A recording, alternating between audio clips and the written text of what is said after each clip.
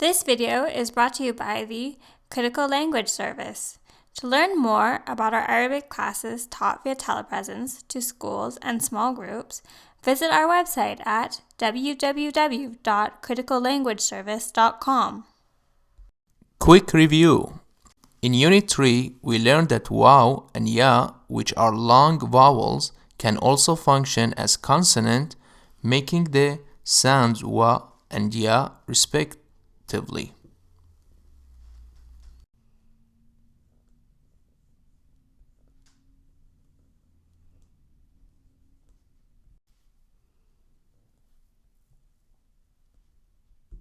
They function this way at beginning of words. Let's look at some examples. For example, the word word, starting with waw. Here waw makes the wa sound. An example for ya would be the word yom. Listen how ya makes the ya sound, yawm. We also learned several words that start with vowel sounds such as ism and akhbar. However, we also learned that a short vowel cannot be written down, rather it must be written on top of a consonant. Now let's take a look at example that the short vowel cannot be written alone. For instance, the word bayt. We have fathan ba, and we should write it on the letter. It cannot be written again alone.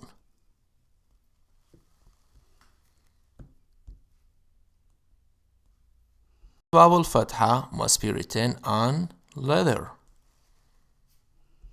like it is here on letter ba. So how should we write the word ism? We cannot use ya because this would result in the word yesim instead of ism.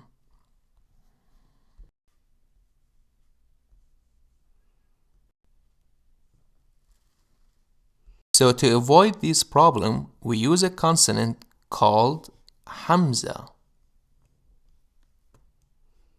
And it is written like this, as you see here. So we write the word ism like this.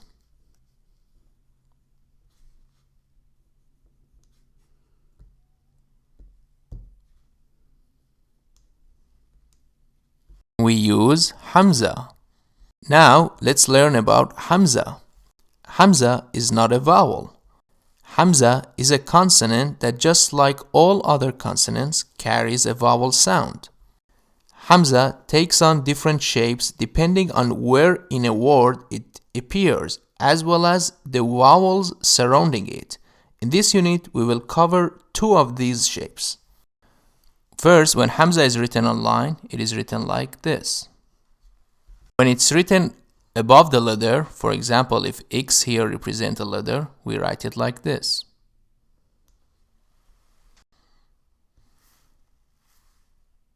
You see, when we write it above the letter, it is much smaller.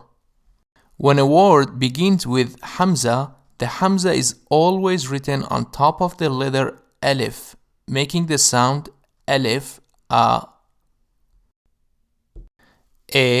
or O, and Alif represent a seat for the Hamza.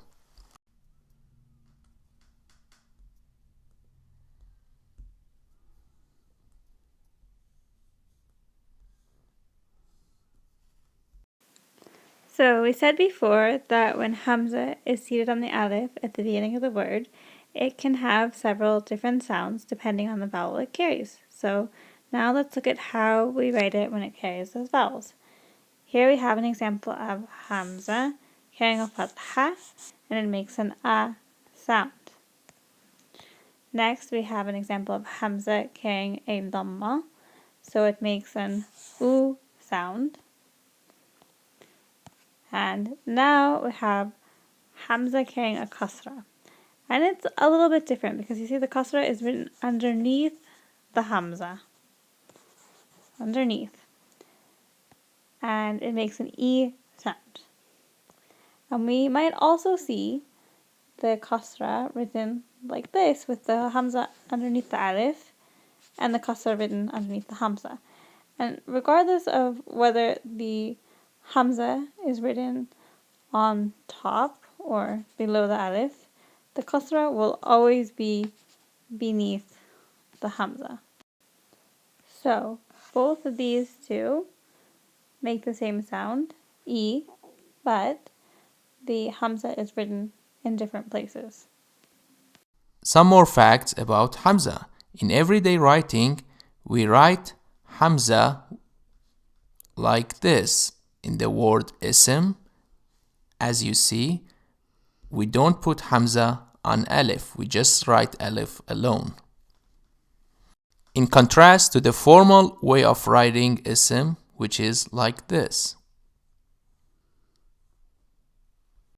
Notice that in the formal writing we wrote Hamza. When it is written in the latter method, it is up to the reader to realize that a Hamza is implied. The reader knows this because when an Alif is used at the beginning of a word, it is always a seat for a Hamza and never a long vowel. Additionally, since Hamza is a consonant, it takes a short vowel or sukun. Now let's look at some examples. When Hamza occurs in the middle of a word, the letters Waw, Ya,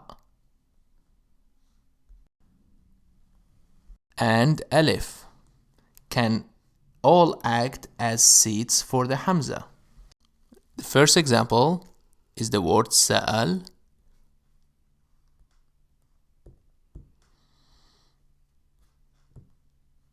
Sa'ala, notice that the Hamza is written on top of Alif and Alif is in the middle of the word.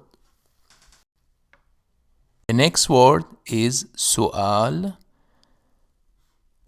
and Hamza comes on top of Waw. And the next word is A'ila.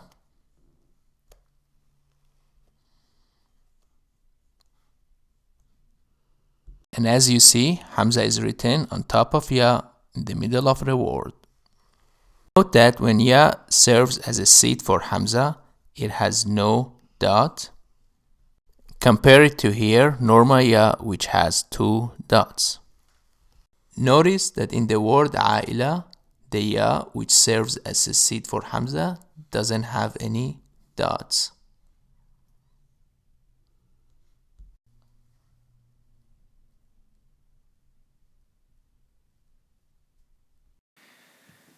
The final note is that when Hamza falls at the end of a word, it is written directly on the line without sitting on another letter and is also written slightly larger than when it is sitting on another letter.